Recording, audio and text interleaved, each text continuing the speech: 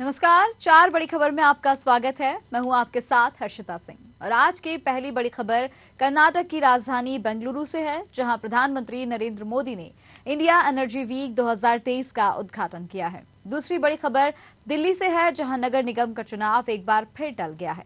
अब मंथन करने के बाद एमसीडी चुनाव होंगे। तीसरी खबर में बात करेंगे विधानसभा चुनाव को लेकर, जिसकी तैयारी में छत्तीसगढ़ सरकार जुट गई है।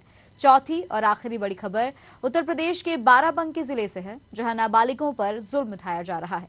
आखिर क्या है पूरा मामला, जानेंगे इसी कार्यक्रम में। तो आइए शुरू करते हैं चार बड़ी खबर।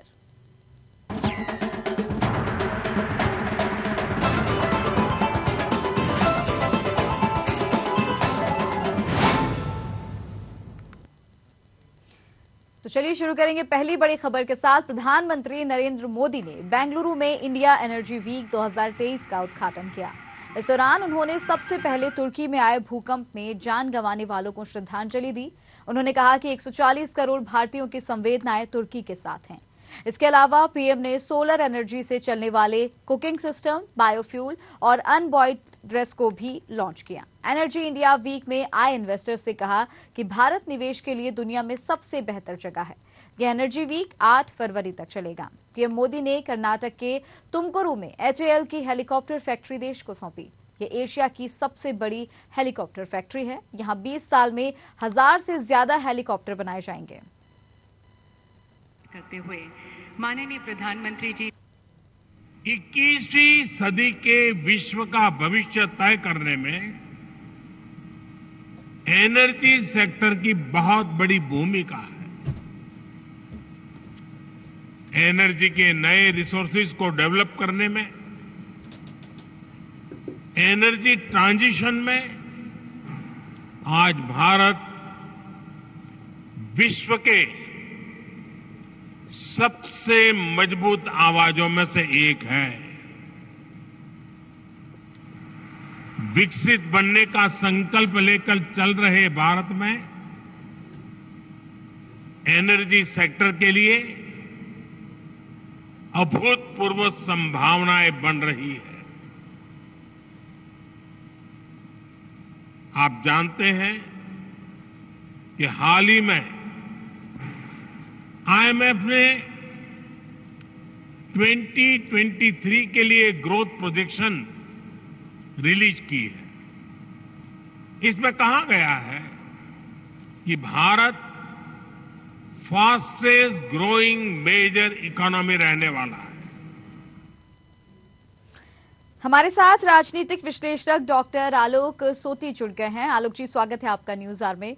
जिस तरह से आज बेंगलुरु में इंडिया एनर्जी वीक 2023 का उद्घाटन किया पीएम मोदी ने, इस दौरान उन्होंने सोलर एनर्जी पर भी चर्चा की। क्या कहेंगे? जी हर्षिता जी, आप देख रहे हैं जब से 2014 से मोदी सरकार आई है, एनर्जी रिन्यूएबल रिसोर्स पे बहुत ज्यादा है और ये कोशिश की गई कि जो हमारे पास फ्यूल्स है, लोग पेट्रोलियम प्रोडक्ट कहते हैं, इस पे हमारी निर्भरता कम हो। हम लोग का सबसे बड़ा जो एविल है वो इस पे होता है। उन्होंने देखिए तरीके का मेगा वाट तक की बनाया है और गीगा वाट तक उसकी वो सोच रहे हैं, क्योंकि हमारे पास भारत में सोलर सन एनर्जी की कोई कमी नहीं है, बस उसको कन्वर्ट कराना है। और आपने देखा है कि पॉलिसीज में भी चेंज किया है। घरों में भी आप देख रहे हैं कि घरों की तो फिर आपको सोलर पैनल्स दिखाई पड़ते हैं, उससे डायरेक्ट घरों में एनर्जी आती है और जो हमारा बिजली का बिल है जो प्रोड्यूस करते हैं और जो की आवश्यकता होती है उसको कंज्यूम करते हैं, बाकी सरकार दे सकते हैं।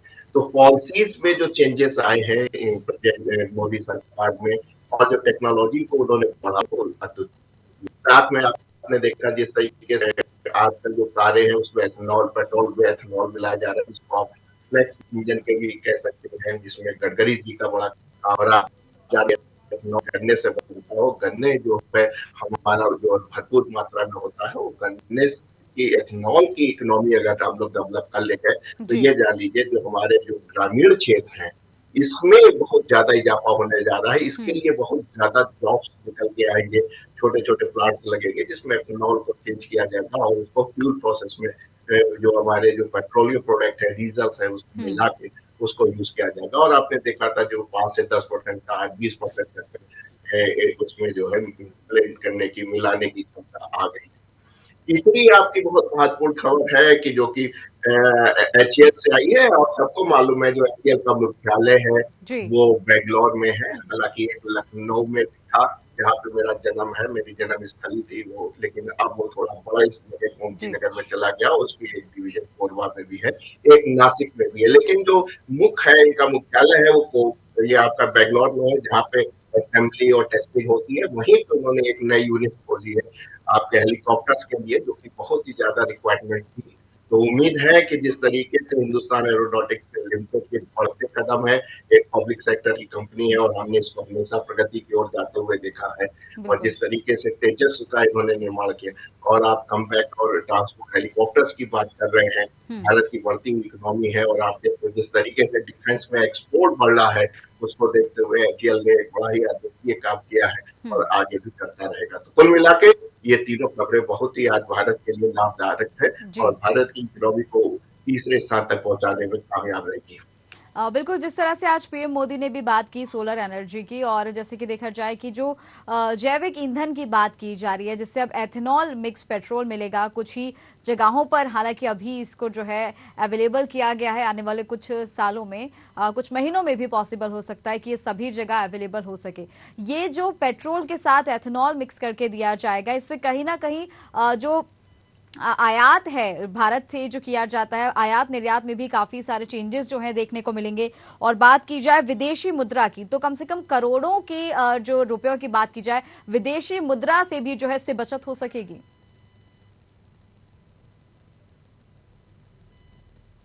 जो है हम लोग को अपना ये पेट्रोलियम प्रोडक्ट खरीदने में ही जाती है, और ऐसे में अगर आप पेट्रोलियम के साथ एथेनॉल को ब्लेंड कर रहे हैं, और आपने ऑलरेडी करके देख रखा है 5% पे मिलाया था 10%, अब इसकी लिमिट को आप आगे बढ़ाते चले जा रहे हैं। और इसके साथ ही साथ आप देख रहे हैं जिस तरीके से ग्रीन एनर्जी की बात चल रही है और बैटरीज की बात चल रही है, तो आने वाले समय में जो आपकी लिथियम बैटरी है, इसका भी एक नया प्रोसेस आने वाला है, हाइड्रोजन बेस्ड बैटरीज आ जाएंगी। और सबसे बड़ी बात है कि जो हाइड्रोजन से चलने वाली गैस से चलने वाली जो गाड़ियां हैं, जो कि आज नितिन गडकरी जी अपनी टोयोटा कार में यूज कर रहे हैं, उसी से आवागमन हो रहा है। तो ये जो बैटरी है, ये जो आपका हाइड्रोजन है, ये है ग्रीन एनर्जी है, और जो एथेनॉल का मिक्स गैस की जो रेशियो बढ़ा रहे हैं, ये तीन चीज बड़ी इंपॉर्टेंट है देश की प्रगति के लिए। इसमें से हम लोग देखेंगे कि आने वाले समय में हम लोग का जो पेट्रोलियम प्रोडक्ट पे जो हम लोग के डॉलर्स जाते थे, जो निर्भरता थी विदेशों पे, और वो निर्भरता अब कम होती चली जाएगी, तो इससे देश तरक्की की तरफ बढ़ जाएगा। जी बिल्कुल। आलोक जी, आप बने रहिएगा हमारे साथ, एक और बड़ी खबर पर अपडेट आपसे लेंगे, जानकारी आपसे लेंगे। चलिए अब इसी के साथ बढ़ेंगे दूसरी बड़ी खबर की तरफ। दिल्ली नगर निगम का चुनाव एक बार फिर टल गया है। अब मेयर, डिप्टी मेयर और स्थायी सदस्यों का चुनाव अगली तारीख पर होगा। दिल्ली उपराज्यपाल के दिशा निर्देश पर 6 फरवरी को सदन की बैठक बुलाई गई थी। बैठक में महापौर, उप महापौर और 6 स्थायी समिति के सदस्यों का भी चुनाव होना था, लेकिन सदन में हंगामे की वजह से सदन की कार्यवाही स्थगित कर दी गई। ऐसे में आम आदमी पार्टी एक बार फिर से सुप्रीम कोर्ट का दरवाजा खटखटाएगी। बता दें, दिल्ली नगर निगम अधिनियम 1957 के तहत महापौर और उप महापौर का चुनाव नगर निकाय सदन की पहली बैठक में ही हो जाना चाहिए। हालांकि नगर निकाय चुनाव हुए 2 महीने का समय बीत चुका है, लेकिन अब तक शहर को नया महापौर नहीं मिला है। इससे पहले भी 2 बार मेयर, डिप्टी मेयर के चुनाव के लिए बैठकें बुलाई गई थी, लेकिन आप बीजेपी के बीच चल रहे घमासान के बीच ये संभव नहीं हो पाया है। बहरहाल नगरीय निकाय चुनाव हुए 2 महीने हो चुके हैं और दिल्ली को अभी तक मेयर मिलना बाकी है। आलोक सोती जी बने हुए हमारे साथ। आलोक जी, जिस तरह से आज भी देखने को मिला कि दिल्ली नगर निगम के लिए जो बैठक बुलाई गई थी, जिस तरह से महापौर अभी तक वहां पर नियुक्त नहीं किया गया, आज भी चुनाव के लिए जो है बैठक होनी थी, उसमें भी चर्चा होनी थी, लेकिन कहीं ना कहीं आज भी कार्यवाही स्थगित हो गई है। जी हाँ, बिल्कुल हंसना जी, आप कह रहे हैं कि बिल्कुल सही बात है, स्थगित हो गई। उसका मुख्य कारण ये था कि जो 10 नॉमिनेटेड मेंबर्स हैं आपके दिल्ली नगर निगम, उनको भी वोट डालने का अधिकार बीजेपी मांग रही थी, कि उनको भी बीजेपी ने कहा है कि कुछ ना कुछ उनके पास कानूनी दावपेच है, जिसके तहत से वो मांग कर रहे थे अपने पदाधिकारी से, जो इलेक्शन कमिश्नर था उनका जो इलेक्शन कराएगा, कि इनको भी वोट डालने का अधिकार होना चाहिए जी। मेयर और उप मेयर के चुनाव में। तो ऐसी सूरत हाल में ये बात जो है आम पार्टी को गवारा नहीं थी और आपने देखा एक बार फिर वो वल्लभ के हवाले होकर ये जो था सत्र जो है वो समाप्त हो गया। हालांकि उम्मीद की जा रही कि आम आदमी पार्टी अब सुप्रीम कोर्ट जाएगी और वहां पे इस मामले को संज्ञान में लाएगी कोर्ट है कि जो हमारे नॉमिनेट होते हैं, जो नॉमिनेटेड होते हैं, उनको जो है मेयर के चुनाव में वोट डालने का अधिकार नहीं। हालांकि हाईकोर्ट में कई केस इस तरीके के हो चुके थे, उसमें कुछ स्टैंडिंग कमेटीज हैं जिसके अंदर उनको वोट डालने का अधिकार है, तो उसी कुछ ही कानूनी दांव पेच के अंदर बीजेपी लगी हुई है। और आपने देखा था बीजेपी की जो अभिलाषा थी वो शुरू से यही थी कि कम से कम उनका मेयर बना रहे और हमेशा से डे फर्स्ट में वो हमेशा कहते रहे कि अगर हम बहुमत में लिया है तो क्या हुआ, मेयर अपना बना लेंगे। और आप जानते भी हैं राजनीति को बहुत करीब से हम लोग देखते हैं, राजनीति में बहुत ही पैसा खर्च होता है, तो जाहिर सी बात है ऐसे में जो सभासद हैं, जो पार्षद हैं, जो चुन के आए हैं, जिन्होंने काफी अपना पैसा लगा रखा है, तो ऐसे में वो चाहेंगे कि यही एक दो चीजें होती हैं जहाँ पे जो है अपनी आर्थिक लाभ को या जो आर्थिक जो घाटा हुआ है अभी तक या आर्थिक जो उन्होंने जो पैसा लगा के चुनाव जीता है उसका जो है भरपाई कर सके। तो इसीलिए आम आदमी पार्टी को भी चिंता है कि बहुमत होने के बाद भी कहीं ऐसा ना हो कि उनके जो पार्षद हैं उनकी अंतरात्मा जो है बदल जाए, क्योंकि एंटी डिफेक्शन बिल भी लगा है, चुनाव भी जो है वो सीक्रेट बैलेट से होगा, तो ऐसे में आप पता नहीं लगा पाएंगे कि किस पार्षद ने किस मेयर के लिए जो है अपना बहुमूल्य वोट दिया। तो कुल मिला के बड़ा पेचीदा होता चला जा रहा है। और तीसरी बार भी आपने देखा कि हंगामे की ब्रेक जो है ये सदन चल चुका है, अभी तक मेयर उप मेयर दिल्ली को नहीं मिल पाएगा। जी बिल्कुल, जिस तरह से आपने भी कहा कि तीसरी बार ऐसा हुआ है और क्योंकि बीजेपी की मांग भी जो है कहीं ना कहीं जायज है कि वोट देने का अधिकार है, लेकिन अब क्या लगता है कि क्योंकि 3 बार ऐसा हुआ है कि कार्यवाही जो है स्थगित कर दी गई है और मेयर का चुनाव नहीं हो पाया है, तो अब क्या लगता है अगली बार जब फिर कार्रवाई होगी, अगली बार जब फिर बैठक बुलाई जाएगी तो क्या उसमें कोई निष्कर्ष निकलेगा या नहीं? देखिए मुख्य मुद्दा अब इस समय केवल यही फंसा है कि जो 10 नॉमिनेटेड हैं क्या उनको अधिकार है मेयर के चुनाव में, उप मेयर के चुनाव में भाग लेने का। ये बात सुप्रीम कोर्ट तक जाएगी। अगर सुप्रीम कोर्ट इस पर कोई स्पष्ट फैसला दे देगा तो फिर ये जो है फिर आसान हो जाएगा और उसके बाद ये चुनाव करा लिया जाएगा। लेकिन यहाँ पे घमासान दोनों में है, आम आदमी पार्टी और बीजेपी दोनों चाह रही है कि किसी न किसी तरह से उनका ही मेयर बने। जी ठीक है, बिल्कुल, बहुत बहुत धन्यवाद आलोक जी आपका हमारे साथ जुड़ने के लिए और इस खबर पर जानकारी हमें देने के लिए। तो चलिए अब तीसरी बड़ी खबर की तरफ रुख करेंगे। छत्तीसगढ़ में साल के अंत में विधानसभा चुनाव होना है, इसके चलते राज्य सरकार चुनावी तैयारी में जुट गई है। सीएम भूपेश बघेल लगातार क्षेत्र का दौरा कर रहे हैं। भेंट मुलाकात कार्यक्रम के दौरान जन समस्याएं भी की जा रही हैं। हितग्राहियों को योजनाओं का लाभ दिया जा रहा है। इसी क्रम में सीएम भूपेश बघेल ने पशुपालक ग्रामीणों, गौठानों से जुड़ी महिला समूहों और गौठान समितियों को 8 करोड़ से ज्यादा की राशि ऑनलाइन जारी की है। गौधन न्याय योजना के तहत ये राशि किसानों के खाते में अंतरित की गई, जिसमें गौठानों में पशुपालक ग्रामीणों, किसानों, भूमिहीनों से खरीदे गए गोबर के बदले 4 करोड़ 76 लाख रुपए के साथ गौठान समितियों को 2 करोड़ 4 लाख रुपए, महिला समूहों को 1 करोड़ 43 करोड़ रुपए की लाभांश राशि शामिल है। इस दौरान बताया गया कि राज्य में अब तक करीब 5000 गौठान स्वावलंबी हो चुके हैं, जो स्वयं की जमा पूंजी से गोबर क्रय करने लगे हैं। वहीं स्वावलंबी गौठानों ने करीब 49 करोड़ रुपए का गोबर स्वयं की राशि से खरीदा है। सबसे पहले जो लगातार रिकॉर्ड बना रहे हैं, चाहे किसान हो चाहे गौपालक हो, सबको बधाई देता हूं। आप इस साल रिकॉर्ड धान खरीदी हुआ है, 107,53,000 मीट्रिक टन धान खरीदी। तो सबसे पहले अन्नदाताओं को बधाई, शुभकामनाएं। 22,000 करोड़ रुपया सीधा किसानों के खाते में। दूसरा बधाई गौपालकों को, गोबर विक्रेताओं को, जो अब सेंचुरी भी पार कर चुके हैं, 200 करोड़ रुपया भी डबल सेंचुरी उसमें भी लगा चुके हैं। तो इसके लिए उनको भी बधाई।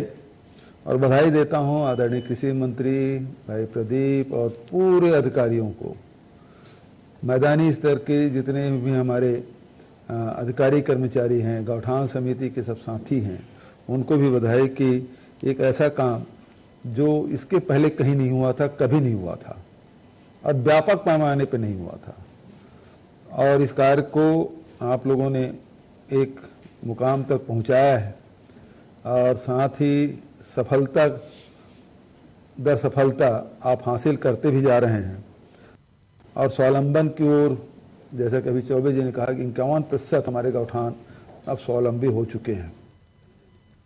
इस खबर पर निशा द्विवेदी हमारे साथ जुड़ गए, जानकारी उनसे लेंगे। निशा, 2023 के अंत में विधानसभा चुनाव होना है और इसी को लेकर अब कांग्रेस जो है पूरी तरह से एक्टिव मोड में नजर आ रही है। आज जिस तरह से देखा गया, सीएम भूपेश बघेल ने महिला स्व सहायता समूहों की बात की जाए या पशुपालकों की या अन्य उन लोगों की बात की जाए जो कहीं ना कहीं छोटे उद्योग भी कर रहे हैं, आज उनके खातों में जो है ऑनलाइन राशि ट्रांसफर की गई।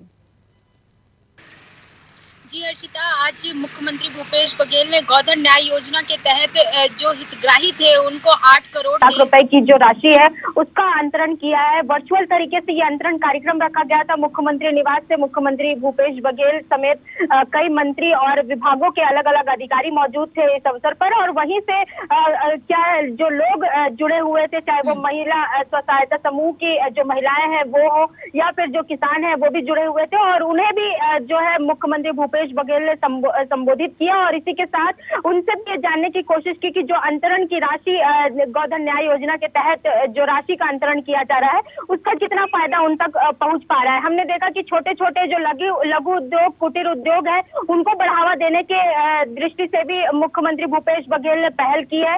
लगातार महिलाओं को स्वावलंबी बनाने की जो योजनाएं चलाई जा रही है छत्तीसगढ़ में, उससे भी काफी जो है विकास के पथ पर अग्रसर हो रहे हैं, महिलाएं हो, बच्चे हो या फिर किसान हो। हम देख रहे हैं कि अब जो राशि है 8 करोड़ 23 लाख रुपए की जो आज राशि का अंतरण किया गया है, तो अब तक टोटल राशि की अगर बात करें तो 403 करोड़ रुपए की जो राशि है उसका अंतरण अब तक कर दिया गया है और अगला अंतरण कार्यक्रम इसके बाद रखा जाएगा। इसके साथ ही हम देख रहे हैं कि गोबर 2 रुपए किलो प्रति जो किलो के हिसाब से गोबर की खरीदी की जा रही है और 4 रुपए प्रति लीटर के हिसाब से गौमूत्र की खरीदी की जा रही है। गौमूत्र से जो जीवाश्म है, ब्रह्मास्त्र है, वो बनाया जा रहा है जिसे खेतों में छिड़कने का, कीटनाशक के रूप में जिसका इस्तेमाल किया जा रहा है खेतों में छिड़कने के लिए या फिर पौधों में डालने के लिए। और इसी के साथ गोबर से अनेक प्रकार की चीजें बनाई जा रही है। हमने देखा कि पहले लघु और कुटीर उद्योगों को बढ़ावा देने के लिए गोबर से दिए बनाए गए, अगरबत्तियां बनाई जा रही हैं और उसके साथ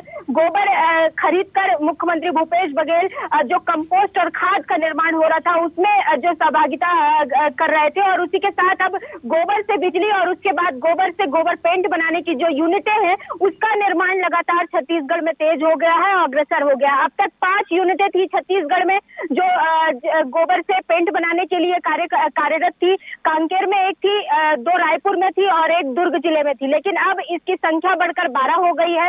टोटल अगर हम संख्याओं की बात करें तो आगामी दिनों में देखने को मिलेगा कि छत्तीसगढ़ में 30 से अधिक जो गोबर पेंट की यूनिटें हैं वो संचालित हो जाएंगी, लेकिन अभी उस पर काम चल रहा है। लेकिन अब तक 12 यूनिटें जो है वो गोबर पेंट बनाने के काम कर रही हैं। गोबर पेंट से सबसे पहले जो रंगाई पुताई का काम है वो सरकारी भवनों में किया जा रहा है ताकि जो लोग हैं इससे प्रेरणा ले सके और जो गोबर के पेंट की खरीदी और बिक्री है उसका काम तेजी से हो सके। इसके साथ ही देश और विदेशों तक भी इसे पहुंचाने की जो मुहिम है वो चलाई जा रही है कि गोबर पेंट केवल राज्य में ही नहीं बल्कि राज्य के बाहर और देश के बाहर भी जो है बेचा जाए और इससे जो आमदनी हो रही है वो भी अच्छी है। अब तक जो अगर छत्तीसगढ़ की बात करें तो 17,000 लीटर से ज्यादा गोबर पेंट का निर्माण किया जा चुका है।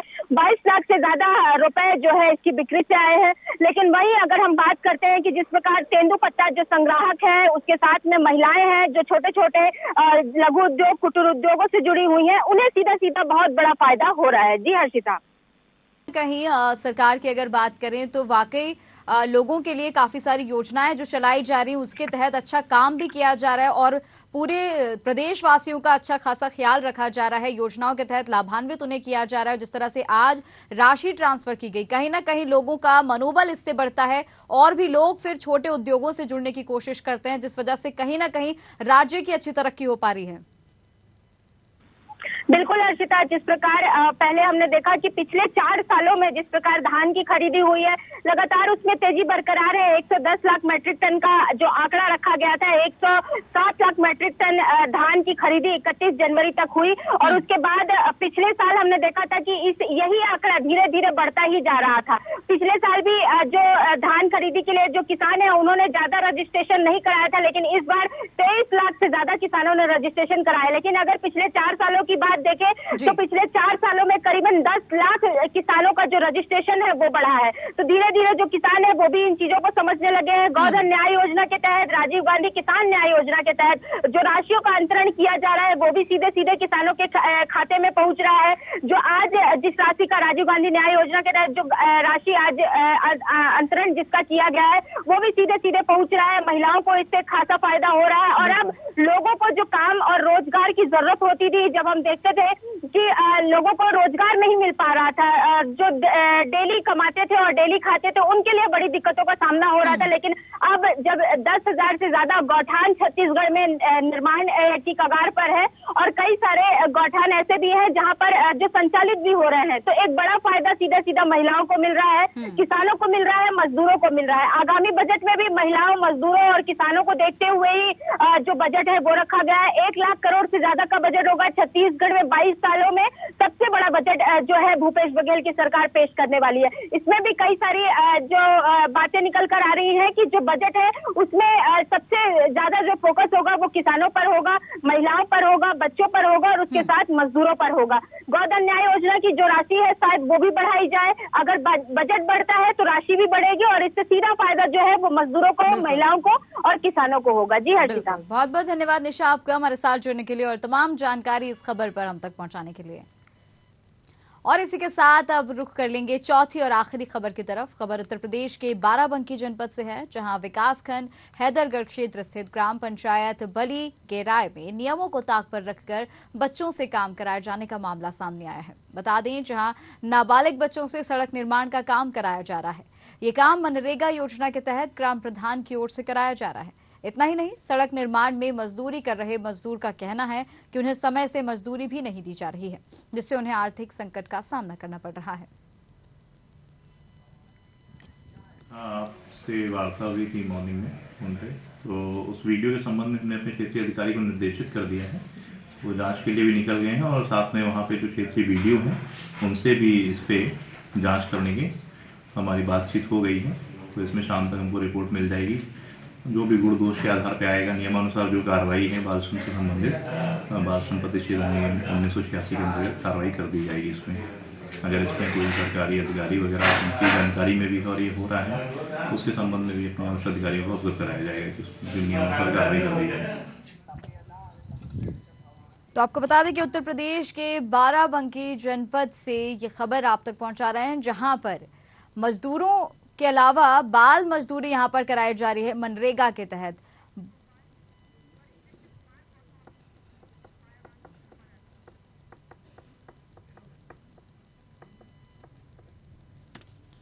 बच्चों से काम यहां पर कराया जा रहा है। सड़क का निर्माण बच्चे करते नजर आ रहे हैं। बता दें कि इसमें ग्राम प्रधान की सहमति है। हमारे साथ संवाददाता कृष्ण कुमार गोस्वामी जुड़ गए, उनसे जानकारी इस खबर पर लेंगे। कृष्ण कुमार जी, ये जो खबर हम देख रहे हैं कि मनरेगा योजना के तहत बाल मजदूरी कराई जा रही है और ग्राम प्रधान की सहमति से ये सारा कुछ काम जो है बच्चों से कराया जा रहा है, क्या ये पूरी खबर है, क्या ये पूरा मामला है, बताएं। आपको बताते हर्षिता जी, जो है ये बाराबंकी जिले तहसील हैदरगढ़ का मामला है, बली ग्राम का। वहाँ पे जो सोशल मीडिया पे एक वीडियो काफी तेजी से वायरल हो रहा है, जहाँ पे जो ग्राम प्रधान है वो मनरेगा के तहत जो नाबालिग बच्चे हैं उनसे काम कराया जा रहा था। तभी एक सोशल मीडिया पे ये वीडियो वायरल हो गया। न्यूज आर की जो टीम है, बाराबंकी जिले के जो श्रमायुक्त हैं, उनसे बात की गई तो श्रमायुक्त जी ने कहा कि जो है इस पे कार्रवाई की जाएगी जांच करने के बाद। लेकिन अभी तक कोई एक्शन नहीं ले गया। इससे पहले की अगर बात करें तो क्या किसी ने शिकायत इसके खिलाफ नहीं की थी? ये वीडियो सोशल मीडिया पे वायरल हुआ था। वीडियो वायरल होने के बाद ये मामला जो है सुर्खियों में आया है। जी जी जी।